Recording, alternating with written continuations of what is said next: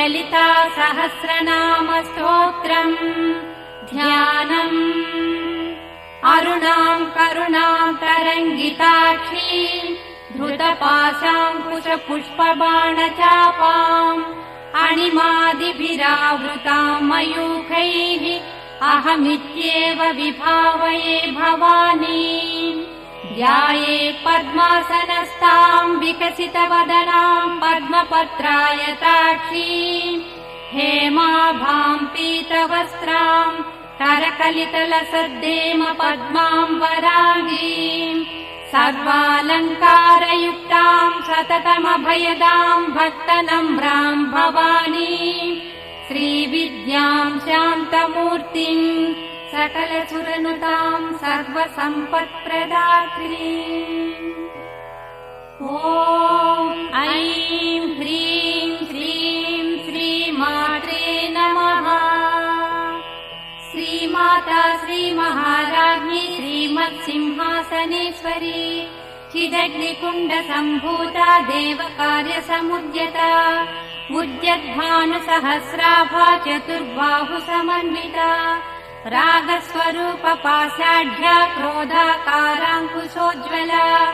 मनोरूपेक्षुकोदण्डा पञ्चतन्मात्रसायका निजारुणप्रभापूरमध्यब्रह्माण्डमण्डला चम्पकाशोकपुन्नागसौगन्धिकलसत्कचा कुरुविन्दमणिश्रेणी कनत्कोटीरमण्डिता अष्टमी चन्द्रविभ्राजदलिकस्थलशोभिता मुखचन्द्रकलङ्काभमृगनाभिविशेषका वदनस्मरमाङ्गल्य गृहतोरणचिल्लिका वक्त्रलक्ष्मी परीवाह चलन्मीनाभलोचना नवचम्पकपुष्पाभनासा दण्डविराजिता ताराकान्तितिरस्कारिनासाभरणभासुरा कदम्बमञ्जरीक्लुप्तकर्णपूरमनोहरा ताटङ्कयुगलीभूततपनोडुपमण्डला पद्मरागशिलादर्श परिभाविकपोलभूः नवविद्रुमबिम्बश्रीन्यक्कारिरदनच्छदा शुद्धविद्याङ्कुराकार द्विजपङ्क्तिद्वयोज्ज्वला कर्पूरवीटिकामोदसमाकर्षद्दिगन्तरा निरसल्लापमाधुर्य विनिर्वर्तितकच्छपि मन्दस्मितप्रभापूरमज्जत्कामे समानसा अनाकलितसादृश्य चुबुकश्रीविराजिता कामेशबद्धमाङ्गल्यसूत्रशोभितकन्धरा कनकाङ्गदकेयूरकमनीय भुजान्विता रत्नग्रैवेय चिन्ताकलोलमुक्ता फलान्विता कामेश्वर प्रेम रत्नमणिप्रतिपणस्तनी नाभ्यालवालरोमाणि लता फलपुटद्वयी लक्ष्यरोमलताधारता समुन्नेय मध्यमा स्तनभारदडन्मध्यपट्टबन्धवळित्रया अरुणारुणकौसुम्भवस्त्रभास्वत्कटीतटी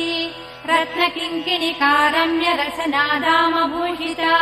कामेशज्ञातसौभाग्यमार्दवोरुद्वयान्विता माणिक्यमकुटाकार जानुद्वय विराजिता इन्द्रगोपपरिक्षिप्त स्मरतूणाभजङ्गिका गूढगुल्फा कूर्मपृष्ठजयिष्णुप्रपदान्विता नखरीधिरि सञ्छन्न समज्जनतमो गुणा पदद्वय प्रभाजार पराकृत सरोरुहा सिञ्जानमणिमञ्जीर मण्डित श्रीपदाम्बुजा मराळी मन्दगमना महालावण्य सेवदिः सर्वारुणा नवद्याङ्गी सर्वाभरणभूषिता शिवकामेश्वराङ्कस्था शिवा स्वाधीनवल्लभा सुमेरुमध्यशृङ्गस्था श्रीमन्नगरनायिका चिन्तामणिगृहान्तस्था पञ्चब्रह्मासनस्थिता महापद्माटवी संस्था कदम्बवनवासिनी सुधासागरमध्यस्था कामाक्षी कामदायिनी देवर्षिगणसङ्घात स्तूयमानात्मवैभवा भण्डासुरवधोद्युक्त शक्तिसेना समन्विता सम्पत्करी समारूढ सिन्धुरव्रजसेविता अश्वारूढाधिष्ठिता कोटिकोटिभिरावृता चक्रराजरथारूढ सर्वायुध परिष्कृता गेयचक्ररथारूढ मन्त्रिणी परिसेविता गिरिचक्ररथारूढ दण्डनाथा पुरस्कृता ज्वालामालिनिका क्षिप्त बन्धि प्राकार मध्यगा भण्ड सैन्यवधोद्युक्त शक्ति विक्रमहर्षिता नित्या पराक्रमाटोपनिरीक्षण समुत्सुका भण्डपुत्र वधोद्युक्त बाला विक्रमनन्दिता मन्त्रिण्यम्बा विरचित विषङ्ग वदतोषिता विशुक्र प्राणहरण वाराही वीर्यनन्दिता कामेश्वर मुखालोक कल्पित श्रीगणेश्वरा महागणेश निर्भिन्न विघ्न यन्त्र प्रहर्षिता भण्डासुरेन्द्र निर्मुक्त शस्त्र प्रत्यस्त्रवर्षिणी कराङ्गुलिनखोत्पन्न नारायण दशाकृतिः महापाशुपतास्त्राग्नि निर्दग्धासुरसैनिका कामेश्वरास्त्र निर्दग्ध सभण्डासुरशून्यका ब्रह्मोपेन्द्र महेन्द्रादिदेव संस्तुत वैभवा हरनेत्राग्नि सन्दग्ध काम सञ्जीवनौषधिः श्रीमद्वाग्भवकूटैक स्वरूप मुख पङ्कजा कण्ठाधः कटिपर्यन्त मध्यकूट स्वरूपिणी शक्तिकूटैकतापन्न कट्यधो भागधारिणी मूलमन्त्रात्मिका मूलकूटत्रय कलेबरा कुलामृतैक रसिका कुलसङ्केतपालिनी कुलाङ्गना कुलान्तस्था कौलिनी कुलयोगिनी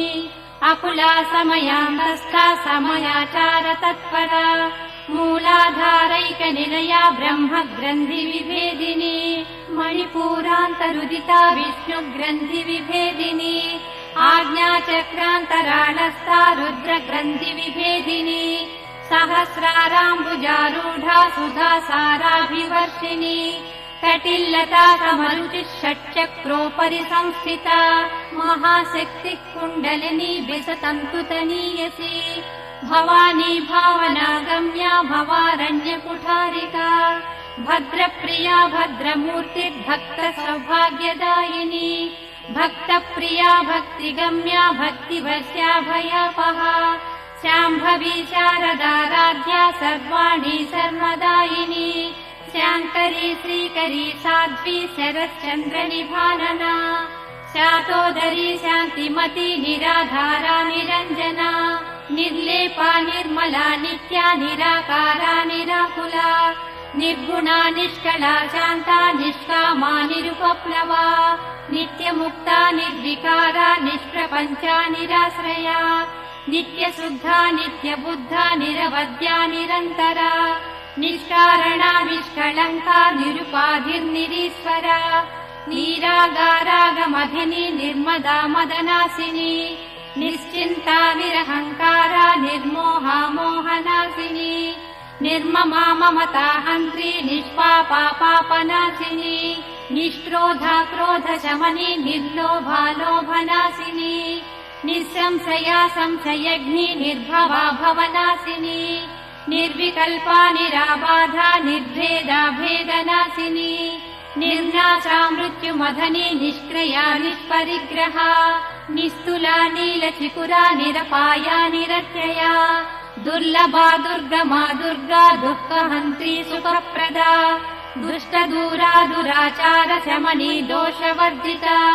सर्वज्ञा सान्द्र करुणा समानाधिकवर्जिता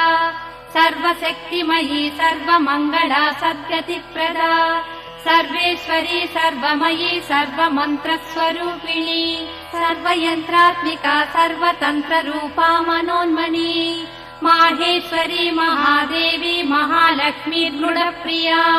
महारूपा महापूज्या महापातकनाशिनी महामाया महासत्त्वा महाशक्तिर्महारतिः महाभोगा महैश्वर्या महावीर्या महाबला महाबुद्धिर्महासिद्धिर्महायोगीश्वरेश्वरी महातन्त्रा महामन्त्रा महायन्त्रा महासना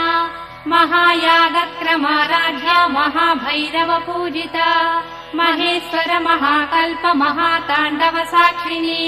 महाकामेश महिषी महात्रिपुरसुन्दरी चतुष्षष्ट्युपचाराढ्या चतुष्षष्टिकलामयी महाचतुष्षष्टिकोटियोगिनी गणसेविता मनुविद्या चन्द्रविद्या चन्द्रमण्डलमध्यगा चारुरूपा चारुहासा चारुचन्द्रकलाधरा चराचर जगन्नाथा चक्रराजनिकेतना पार्वती पद्मनयना पद्मरागसमप्रभा पञ्चप्रेतासनासीना पञ्चब्रह्मस्वरूपिणी चिन्मयी परमानन्दा विज्ञानघनरूपिणी ध्यानध्यातृध्येयरूपा धर्मा धर्मविवर्जिता विश्वरूपा जागरिणी स्वपन्ती तैजसात्मिका सुप्ता प्राज्ञात्मिका तुर्या सर्वावस्था विवर्जिता सृष्टिकर्त्री ब्रह्मरूपा गोप्त्री गोविन्दरूपिणी संहारिणी रुद्ररूपा तिरोधानकरीश्वरी सदा शिवानुग्रहदा पञ्चकृत्यपरायणा भानुमण्डलमध्यस्था भैरवी भगमालिनी पद्मासना भगवती पद्मनाभ सहोदरी उन्मेष निमिषोत्पन्न विपन्न भुवनावलिः सहस्रशीर्ष वदना सहस्राक्षी सहस्रपात्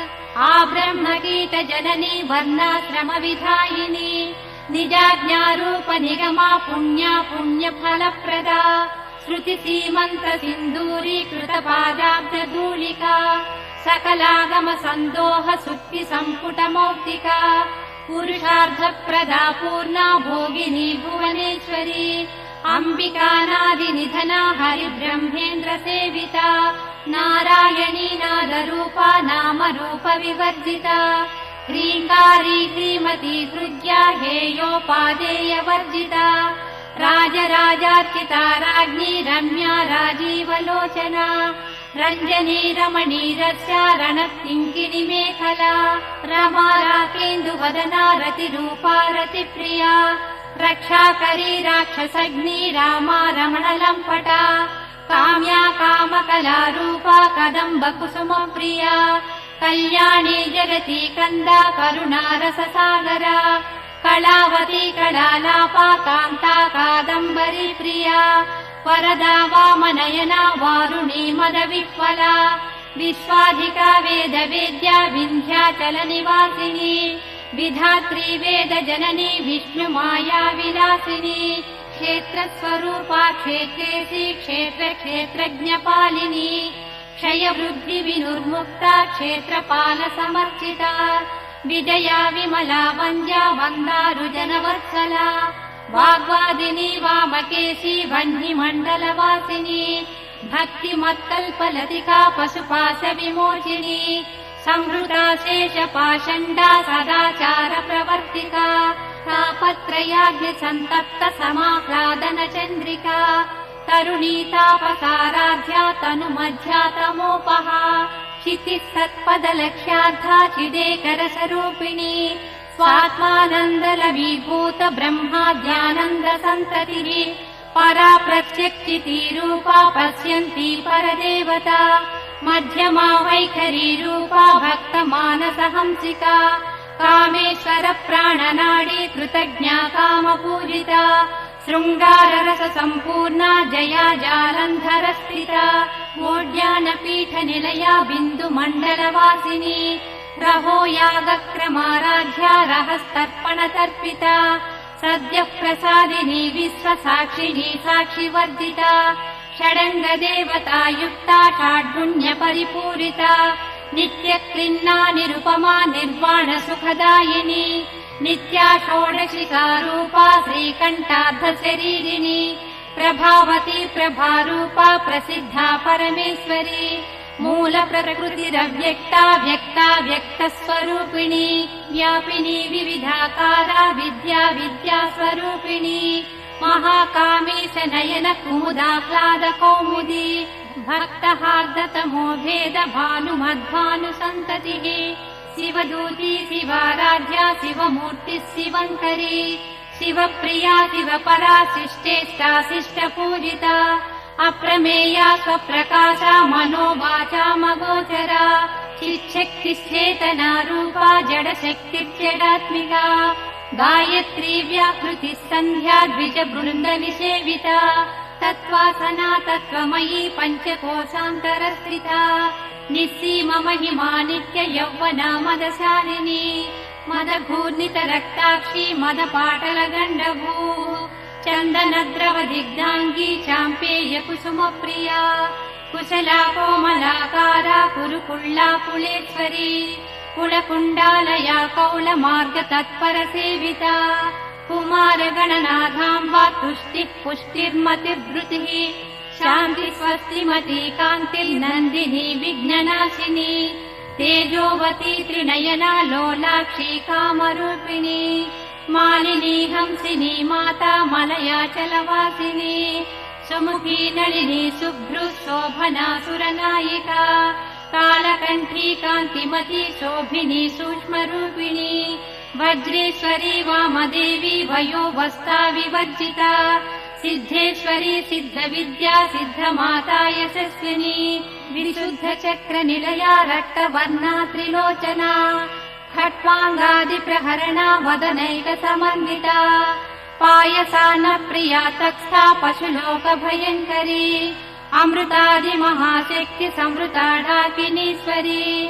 अनाहताब्जनिलया श्यामा भावदनद्वया दंष्ट्रोज्ज्वलाक्षमालादिधरा रुधिरसंस्थिता कालराज्यादिशक्त्यौघवृता स्निग्धौघनप्रिया महावीरेन्द्र वरदा राकिन्यम्बा स्वरूपिणी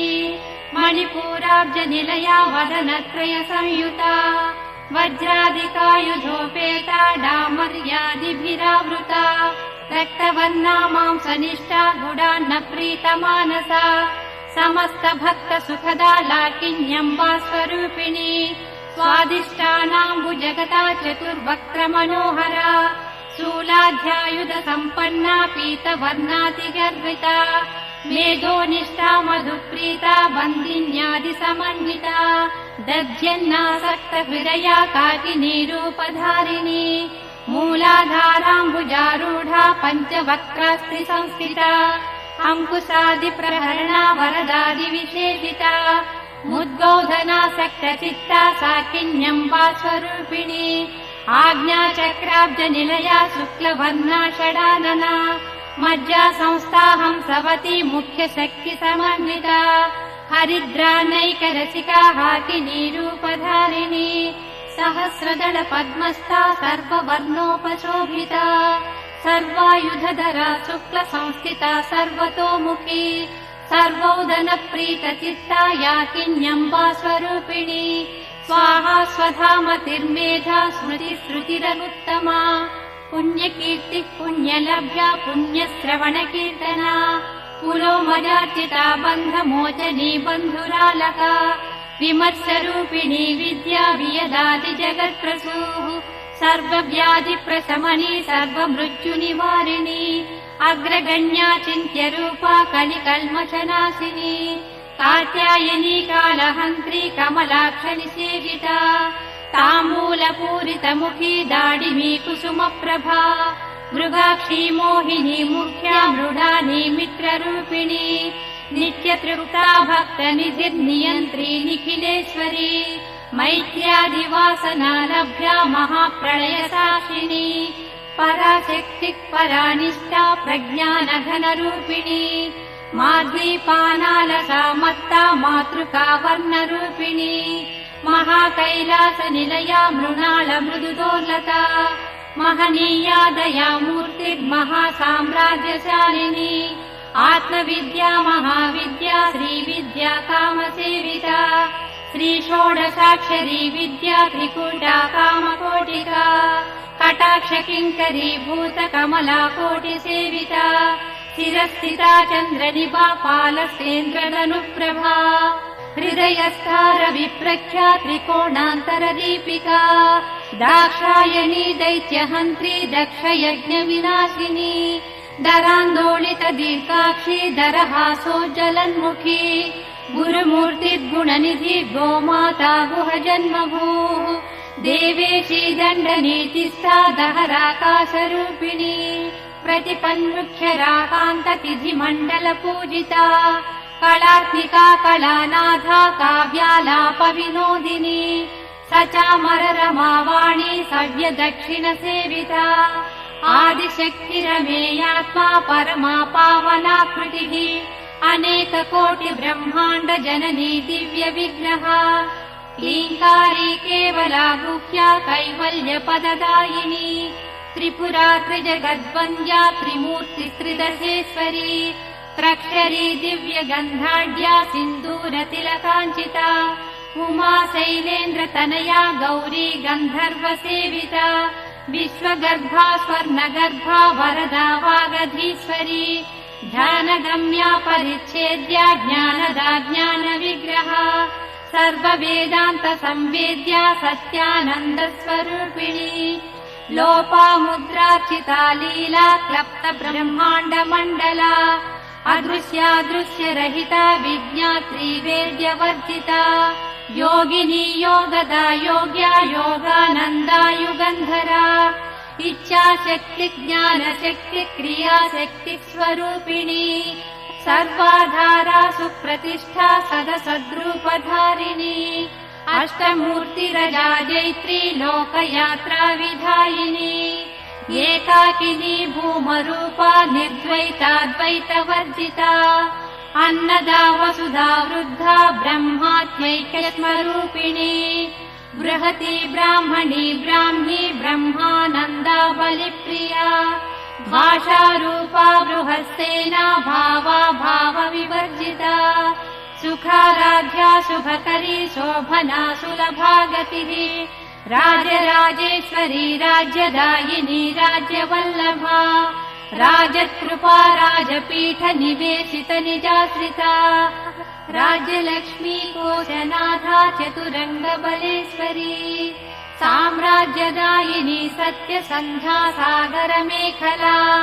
दीक्षिता दैत्यशमनी सर्वलोकवशङ्करी सर्वार्धदात्री सावित्री सच्चिदानन्दरूपिणी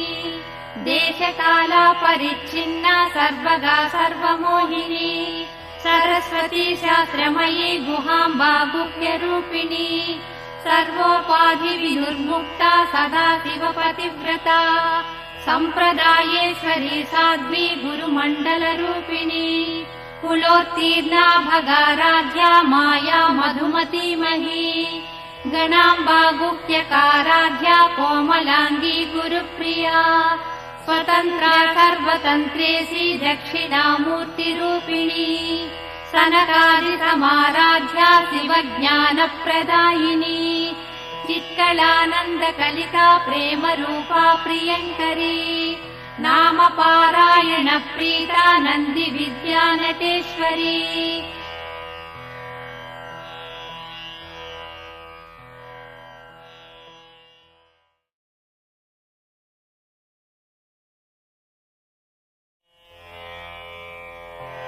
मिथ्या जगदधिष्ठाना मुक्तिदा मुक्तिरूपिणी लास्यप्रिया लयकरी लज्जारम्भादिवन्दिता भवदा वसुधा वृष्टिः पापारण्यदवानला दौर्भाग्यतूलवातूला जराध्वान्तरविप्रभा भाग्याब्धिचन्द्रिका भक्तचित्तकेकि घना घना रोगपर्वतदम्बोळि मृत्युदारुकुठारिका महेश्वरी महाकाली महाग्रासा महाशना अपर्णा चण्डिका चण्डमुण्डासुरनिषूदिनी क्षराक्षरात्मिका सर्वलोकेशी विश्वधारिणी त्रिवर्गधात्री सुभगा त्रयम्बका त्रिगुणात्मिका स्वर्गापवर्गदा शुद्धा जपा पुष्पनिभाकृतिः ओजोवती द्युतिधरा यज्ञरूपा प्रियव्रता दुराराध्या दुराधर्षा पाटली कुसुमप्रिया महती मेरुनिलया मन्दार कुसुमप्रिया वीराराध्या विराट्रूपा विरजा विश्वतोमुखी प्रत्यग्रूपा पराकाशा प्राणदा प्राणरूपिणी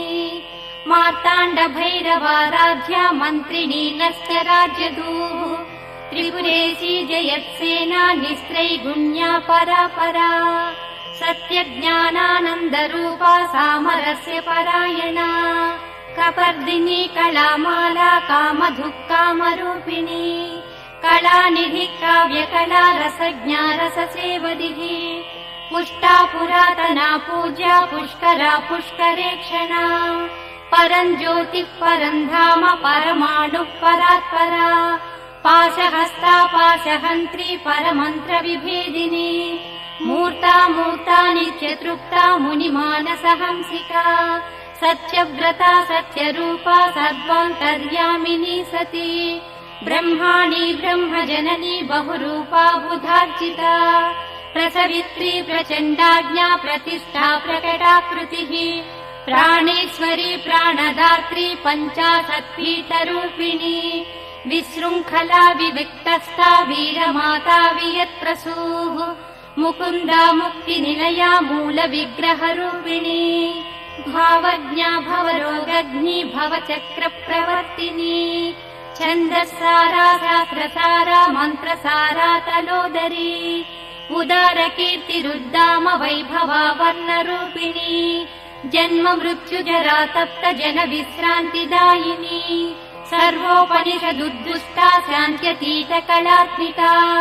गम्भीरा गगनान्तस्था गर्विता गानलोलुपा कल्पनारहिता काष्ठा कान्ता कान्तार्धविग्रहा कार्यकारणनिर्मुक्ता कामकेलितरङ्गिता कनत्कनकताटङ्का लीला विग्रहधारिणी अजाक्षय विनुर्मुक्ता मुग्धा क्षिप्रप्रसादिनी अन्तर्मुख समाराध्या बहिर्मुख सुदुर्लभा त्रयी त्रिवर्गनिलया त्रिस्त्रा त्रिपुरमालिनी नियामया निरालम्बा सात्मा रामा सुधा श्रुतिः संसारपङ्कनिर्मग्न समुद्धरण पण्डिता यज्ञप्रिया यज्ञकर्त्री यजमानस्वरूपिणी धर्माधारा धनाध्यक्षा धनधान्यविवर्धिनी विप्रप्रिया विप्ररूपा विश्वभ्रमणकारिणी विश्वग्रासा विद्रुमाभा वैष्णवी विष्णुरूपिणी अयोनिर्योनिनिलया कूटस्था कुलरूपिणी वीरगोष्ठी प्रिया वीरा नैष्कर्म्यानादरूपिणी विज्ञानकलना कल्या विदग्धा वैन्दवासना तत्त्वाधिका तत्त्वमयी तत्त्वमर्धस्वरूपिणी सामगानप्रिया सौम्या सदा शिवकुटुम्बिनी सव्यापसव्यमार्गस्था सर्वापद्विनिवारिणी स्वस्था स्वभावमधुरा धीरा धीरसमर्चिता चैतन्याढ्य समाराध्या चैतन्यकुसुमप्रिया सदोदिता सदा तुष्टा तरुणादित्यपाटला दक्षिणा दक्षिणाराध्या दरस्मेरमुखाम्बुजा कौलिनी केवला नर्घ कैवल्यपददायिनी स्तोत्रप्रिया स्तुतिमती श्रुति संस्कृत वैभवा मनस्विनी मानवती महेशी मङ्गलाकृतिः विश्वमाता जगद्धात्री विशालाक्षी विरागिणी प्रगल्भा परमोदारा परामोदा मनोमयी व्योमकेशी विमानस्था वज्रिणी वामकेश्वरी पञ्चयज्ञप्रिया पञ्चप्रेतमञ्चाधिशायिनी पञ्चमी पञ्चभूतेशी पञ्चसङ्ख्योपचारिणी शाश्वती शाश्वतैश्वर्या शर्मदा शम्भुमोहिनी धराधरसुता धन्या धर्मिणी धर्मवर्धिनी लोकातीता गुणातीता सर्वातीता समात्मिका बन्धूककुसुमप्रख्या बाला लीला विनोदिनी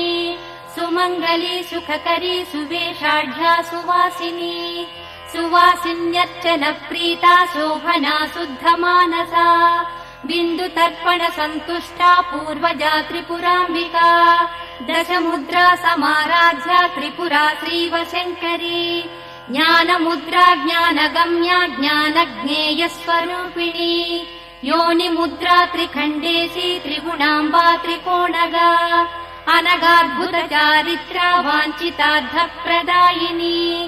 अभ्यासातिशयज्ञाता षडध्वातीतरूपिणी अव्याजकरुणामूर्तिरज्ञानध्वान्तदीपिका आबालगोपविदिता सर्वानुल्लङ्घ्य शासना श्रीचक्रराजनिलया श्रीमत्त्रिपुरसुन्दरी श्रीशिवा शिवशक्त्यैक्यरूपिणी ललिताम्बिका एवं श्रीललिता देव्या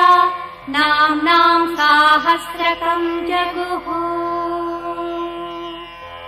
इति श्रीब्रह्माण्डपुराणे उत्तरखण्डे श्रीहयग्रीव अगस्त्य संवादे श्रीललिता रहस्यनाम साहस्रस्तोत्रकथनं नाम द्वितीयोऽध्यायः समाप्तः। अथ श्रीललिता सहस्रनाम स्तोत्र फलस्तुतिः। इत्येतन्नाम साहस्रं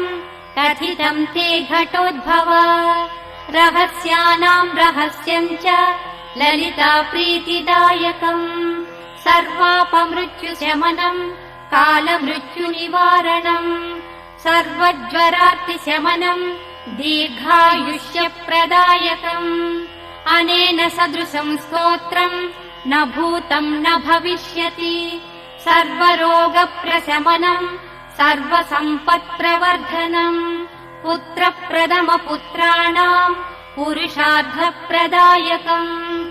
इदम् विशेषात् श्रीदेव्याः स्तोत्रम् प्रीतिविधायकम्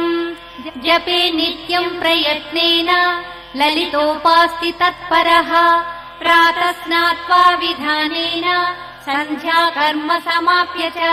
पूजागृहम् ततो गत्वा चक्रराजम् समर्चयेत् विद्याम् जपे सहस्रम् वा त्रिशतम् शतमेव वा रहस्यनाम साहस्रम् इदम् पश्चात्पठे नरः जन्म मध्ये सकृच्चापि यये तत्पठते सुधीः तस्य पुण्यफलम् वक्ष्ये शृणुत्वम् कुम्भसम्भव गङ्गादि सर्वतीर्थेषु यस्नायात् कोटिजन्मसु कोटिलिङ्गप्रतिष्ठाम् च यः कुर्यादविमुक्तके कुरुक्षेत्रे तु यो दद्यात् कोटिवारम् रविग्रहे कोटिसुवर्णभाराणाम् श्रोत्रियेषु द्विजन्मसु यः कोटिम् हयमेधानाम् आहरेद्गाङ्गरोधसि आचरेत् कूपकोटिर्यो निर्जले मरुभूतले दुर्भिक्षे यः प्रतिदिनम् कोटिब्राह्मणभोजनम् श्रद्धया परया कुर्यात् सहस्रम् परिवत्सरान् तत्पुण्यम् कोटिगुणितम् भवेत् पुण्यमनुत्तमम् रहस्यनाम साहस्रे नाम्नोऽप्येकस्य कीर्तनात् रहस्यनाम साहस्रे नामैकमपि यः पठेत् तस्य पापानि नश्यन्ति महान्त्यपि न संशयः नित्यकर्माननुष्ठानात् निषिद्धकरणादपि यत्पापम् जायते पुंसाम् तत्सर्वम् नश्यति ध्रुवम् बहुनात्र किमुक्तेन शृणुत्वम् कुम्भसम्भवा अत्रैव नाम्नो या शक्तिः पातकानाम् निवर्तने तन्निवर्त्यमघम् कर्तुम् नालम् लोकाश्चतुर्दश यस्त्यक्त्वा नाम साहस्रम् पापहानिमभीप्सति स हि शीतनिवृत्त्यर्थम् हिमशैलम् निषेवते भक्तो यः कीर्तये नित्यम् इदम् नाम सहस्रकम् तस्मै श्रीललिता देवी प्रीताभीष्टम् प्रयच्छति अकीर्तयन्निदम् स्तोत्रम् कथम् भक्तो भविष्यति नित्यम् सङ्कीर्तनासक्तः कीर्तयेत् पुण्यवासरे सङ्क्रान्तौ विषुवे चैव स्वजन्मकृतये यने नवम्या वा चतुर्दश्याम् सितायाम् शुक्रवासरे कीर्तयेन्नाम साहस्रम् पौर्णमास्याम् विशेषतः पौर्णमास्याम् चन्द्रबिम्बे ध्यात्वा श्रीललिताम्बिकाम् पञ्चोपचारैः सम्पूज्य पठेन्नाम सहस्रकम् सर्वे रोगाः प्रणश्यन्ति दीर्घायुष्यम् च विन्दति अयम् आयुष्करो नाम प्रयोगः कल्पचोदितः ज्वरार्तिम् शिरसि स्पृष्ट्वा पठेन्नाम सहस्रकम् तक्षणात् प्रशमम् याति शिरस्थोदोज्वरोऽपि च सर्वव्याधिनिवृत्त्यर्थम् स्पृष्ट्वा भस्म जपेदिदम् तद्मस्मधारणादेव नश्यन्ति व्याधयक्षणात् जलम् सम्मन्त्र्य कुम्भस्तम् नाम साहस्रतो मुने अभिषिञ्चे ग्रहग्रस्तान् ग्रहानश्यन्ति तत्क्षणात् सुधासागर मध्यस्थाम् ध्यात्वा श्रीललिताम्बिकाम् यः पठे नाम साहस्रम् विषम् तस्य विनश्यति वन्ध्यानाम् पुत्रलाभाय नाम साहस्रमन्त्रितम् नवनीतम् प्रदद्यातु पुत्रलाभम् भवेद्ध्रुवम् देव्याः पासेन सम्बद्धाम् आकृष्णामङ्कुशेन च ध्यात्वा भीष्टाम् स्त्रियम् रात्रौ जपेन्नाम सहस्रकम् आयाति स्वसमीपम् सा यद्यप्यन्तः पुरम् गता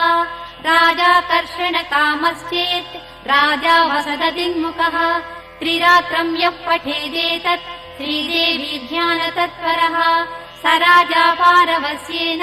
तुरङ्गम् नाम तङ्गजम् आरुह्यायाति निकटम् दासवत्प्रणिपत्य च तस्मै राज्यम् च कोशम् च ददात्येव वशम् गतः रहस्य नाम साहस्रम् यः कीर्तयति नित्यशः तन्मुखालोकमात्रेण मुह्या लोकत्रयम् मुने यस्विदम् नाम साहस्रम् सकृत्पठति भक्तिमान् तस्य ये शस्त्रवस्तेषाम् निहन्ति शरभेश्वरः यो वाभिचारम् कुरुते नाम साहस्रपाठके निर्वर्त्य तत्क्रियाम् हन्यात् तम् वै प्रत्यङ्गिरा स्वयम् ये क्रूरदृष्ट्या वीक्षन्ते नाम साहस्रपाठकम् तासन्धान् कुरुते क्षिप्रम् स्वयम् मार्ताण्डभैरवः धनम् यो हरते चोरो नाम साहस्रजापिनः यत्र यत्र स्थितम् वापि क्षेत्रपालो निहन्तितम् विद्यासु कुरुते वादम् यो विद्वान्नाम जापिना तस्य वाक्स्तम्भनम् सद्यः करोति न कुलेश्वरी यो राजा कुरुते वैरम् नाम साहस्रजापिना चतुरङ्गबलम् तस्य दण्डिनी संहरे स्वयम् यः पठे नाम साहस्रम् षण्मासम् भक्तिसंयुतः लक्ष्मीश्चाञ्चल्यरहिता सदा तिष्ठति तद्गृहे मासमेकम् प्रतिदिनम् त्रिवारम् यः पठे नरः भारती तस्य जिह्वाग्ररङ्गे नृत्यति नित्यशः यस्वेकवारम् पठति पक्षमात्रमतन्द्रितः मुह्यन्ति कामवशगा मृग्याक्षस्तस्य वीक्षणात् यः पठे नाम साहस्रम् जन्म मध्ये सकृन्नरः तदृष्टिगोचराः सर्वे मुच्यन्ते सर्वकिल्बिषैः यो वेत्ति नाम साहस्रम् तस्मै देयम् द्विजन्मने अन्नम् वस्त्रम् धनम् धान्यम् नान्येभ्यस्तु कदाचन श्रीमन्तराजम् यो वेत्ति श्रीचक्रम् यः समर्चति यः कीर्तयति नामानि तम् सत्पात्रम् विदुर्बुधाः तस्मै देयम् प्रयत्नेन श्रीदेवी प्रियमिच्छत न कीर्तयति नामानि मन्त्रराजम् न वेत्ति यः पशुतुल्यस्य विज्ञेयः तस्मै दत्तम् निरर्थकम् परीक्ष विद्या विदुषः तेभ्यो दद्याद्विचक्षणः श्रीमन्तराजसदृशो यथा मन्त्रो न विद्यते देवता ललिता तुल्या यथा नास्ति घटोद्भवा रहस्य नाम साहस्रतुल्या नास्ति तथा स्तुतिः लिखित्वा पुस्तके यस्तु नाम साहस्रमुत्तमम् समर्चयेत् सदा भक्त्या तस्य तुष्यति सुन्दरी बहुनात्रपि मुक्तेन शृणुत्वम् कुम्भसम्भवा नानेन सदृशम् स्तोत्रम् सर्वतन्त्रेषु विद्यते तस्मादुपासको नित्यम् कीर्तयेदिदमादरात् येभिर्नाम सहस्रैस्तु श्रीचक्रम् योर्चयेत् सकृत् पद्मैर्वा तुलसीपत्रैः कल्हारैर्वा कदम्बकैः चम्पकैर्जातिकुसुमैः मल्लिकाकरवीरकैः उत्पलैर्बिल्वपत्रैर्वा कुन्दकेसरपाटलैः अन्यैः सुगन्धिकुसुमैः केतकी माधवीमुखैः तस्य पुण्यफलम् वक्तुम् न शक्नोति महेश्वरः सा वेत्ति ललिता देवी स्वचक्रार्चनजम् फलम् अन्ये कथम् विजानीयुः ब्रह्माद्या स्वल्पमेधसः प्रतिमासम् पौर्णमास्या येभिर्नाम सहस्रकैः रात्रौ यश्चक्रराजस्था अर्चयेत् परदेवताम् स एव ललितारूपः सद्रूपा ललिता स्वयम् न तयोर्विद्यते भेदो भेदकृत्पापकृद्भवेत् महानवम्या यो भक्तः श्रीदेवीम् चक्रमध्यगाम् अर्चये नाम साहस्रैः तस्य मुक्तिः करे स्थिता यस्तु नाम सहस्रेण शुक्रवारे समर्चयेत् चक्रराजे महादेवीम् तस्य पुण्यफलम् शृणु सर्वान् कामानवाप्नोति सर्वसौभाग्यसंयुतः पुत्रपौत्रादिसंयुक्तो भुक्त्वा भोगान्यदेप्सितान् अन्ते श्रीललितादेव्याः सायुज्यमतिदुर्लभम् प्रार्थनीयम् शिवाद्यैश्च प्राप्नोत्येव न संशयः यः सहस्रम् ब्राह्मणानाम् येभिर्नाम सहस्रकैः समर्च्य भोजयेद्भक्त्या पायसापूपषड्रसैः तस्मै प्रीणाति ललिता स्वसाम्राज्यम् प्रयच्छति न तस्य दुर्लभम् वस्तु त्रिषु लोकेषु विद्यते निष्कामः कीर्तयेद्यस्तु नाम साहस्रमुत्तमम् ब्रह्मज्ञानमवाप्नोति येन मुच्येत बन्धनात् धनार्थी धनमाप्नोति यशोर्थी चाप्नुयाद्यशः विद्यार्थी चाप्नुयाद्विद्याम् नाम साहस्रकीर्तनात् ज्ञानेन सदृशम् स्तोत्रम् भोगमोक्षप्रदम् मुने कीर्तनीयमिदम् तस्मात् भोगमोक्षार्थिभिर्नरैः चतुराश्रयनिष्ठैश्च कीर्तनीयमिदम् सदा स्वधर्मसमनुष्ठान वैकल्यपरिपूर्तये कलौ पापैकबहुले धर्मानुष्ठानवर्जिते नाम सङ्कीर्तनम् मुक्त्वा नृणान्नान्यत्परायणम् लौकिकाद्वचनान्मुख्यम् विष्णुनामानुकीर्तनम् विष्णुनाम सहस्राच्च शिवनामैकमुत्तमम् शिवनाम सहस्राच्च देव्या नामैकमुत्तमम् देवी नाम सहस्राणि कोटिशः सन्ति कुम्भज तेषु मुख्यम् दशविधम् नाम साहस्रमुच्यते गङ्गा भवानी गायत्री काली लक्ष्मी सरस्वती राजराजेश्वरी बाला श्यामला ललिता दश गङ्गा भवानी गायत्री काली लक्ष्मी सरस्वती राजराजेश्वरी बाला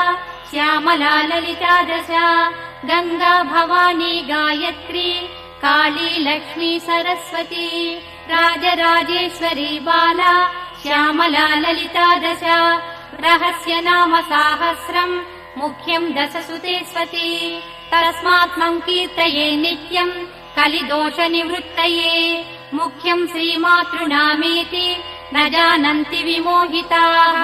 विष्णुनाम परा केचित् शिवनाम पराः परे न कश्चिदपि लोकेषु ललिता नाम तत्परः येनान्यदेवता नाम कीर्तितम् जन्मकोटिषु तस्यैव भवति श्रद्धा श्रीदेवी नाम कीर्तने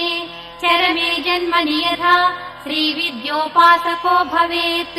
नाम साहस्रपाठश्च तथा चरमजन्मनि यथैव विरला लोके श्रीविद्याचारवेदिनः तथैव विरला लोके नाम साहस्रपाठकाः मन्त्रराजजपश्चैव चक्रराजार्चनम् तथा रहस्य नाम पाठश्च नाल्पस्य तपसः फलम् अपठन्नाम साहस्रम् प्रीणयेद्यो महेश्वरीम् स चक्षुषा विना रूपम् पश्येदेव विमूढधीः रहस्य नाम साहस्रम् त्यक्त्वा यसिद्धिकामुकः स भोजनम् विना नूनम् शून्यवृत्तिमभीप्सति यो भक्तो ललिता देव्या स नित्यम् कीर्तयेदिदम् नान्यथा प्रेयते देवी कल्पकोटिशतैरपि तस्माद्रहस्य नामानि श्रीमातुः प्रयतः पठेत् इति ते कथितम् स्तोत्रम् रहस्यम् कुम्भसम्भवा नाविद्यावेदिने ब्रूयात् न भक्ताय कदाचन यथैव गोप्या श्रीविद्या तथा गोप्यमिदम् मुने पशुतुल्येषु न ब्रूयात् जनेषु स्तोत्रमुत्तमम् यो ददाति विमूढात्मा श्रीविद्यारहिताय च तस्मै कुप्यन्ति योगिन्यो सोऽनर्धम् सुमहान् स्मृतः रहस्य नाम साहस्रम् तस्मात् सङ्गोपयेदिदम् स्वातन्त्र्येण मया नोक्तम् तवापि कलशोद्भव ललिता प्रेरणेनैव मयोक्तम् स्तोत्रमुत्तमम् कीर्तनीयमिदम् भक्त्या कुम्भयोने निरन्तरम् तेन तुष्टा महादेवी तवाभीष्टम् प्रदास्यति इत्युक्त्वा श्रीहयग्रीवः ध्यात्वा श्रीललिताम्बिकाम् आनन्दमग्नहृदयः सद्यः पुलकितोऽभवत्। इति श्रीब्रह्माण्डपुराणे उत्तरखण्डे श्रीहयग्रीव अगस्त्य संवादे श्रीललिता रहस्यनाम साहस्रफलनिरूपणम् नाम तृतीयोऽध्यायः समाप्तः।